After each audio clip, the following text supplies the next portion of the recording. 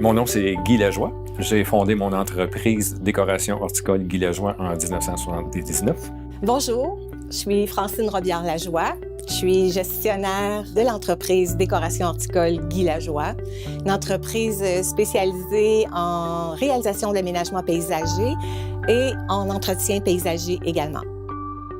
2015, ça a été une année pas facile pour Décoration horticole. Plusieurs employés ont quitté l'entreprise pour des raisons diverses. Il fallait rebâtir avec des nouvelles bases, de nouvelles personnes. On s'est retrouvés avec une plus jeune équipe. D'un autre côté, ça nous a permis de réfléchir puis de voir qu'est-ce qu'on peut faire avec cette situation-là.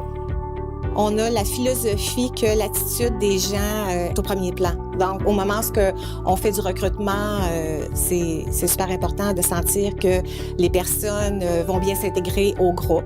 À un moment donné, quelqu'un a parlé de on pourrait remettre un prix à cette personne-là. Ah bien, toi, tu peux avoir le prix d'une autre chose. Puis ça a commencé à faire des petits ça, dans la tête de Francine, entre autres. Et puis, à ce moment-là, est né le Faux Gala.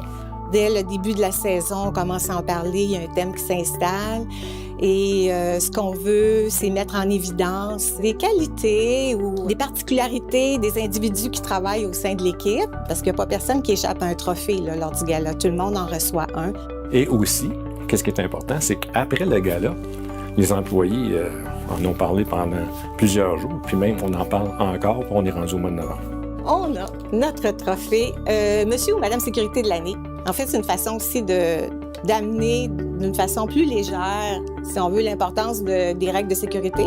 Juste cet aspect-là de savoir qu'il y aura un gala et que aussi, il y aura des qualificatifs, ça fait en sorte que ça crée de la complicité entre les employés, mais aussi avec les patrons. Puis, on ne se le cachera pas, là, c'est une grande fête aussi. Là, on se rassemble, on fait une animation, on mange ensemble par la suite. D'ailleurs, je pense qu'il y a des entreprises qui font des galas plus officiels, mais le fait de faire un faux gala, ça enlève un peu de pression sur tout le monde, justement. Et il y a tout l'aspect créatif de ces petites actions-là qui sont implantées, qui sont aussi importantes. C'est la même chose au niveau de l'aménagement ou même de l'entretien. La créativité, c'est au centre de notre travail. Donc, que ce soit au niveau des petits collants qu'on met sur les enveloppes de relevé de paie à chaque semaine ou encore notre petit journal interne, ça met du pep. Puis comme on espère que le travail se déroule dans le plaisir, ça ajoute à l'objectif, si on veut.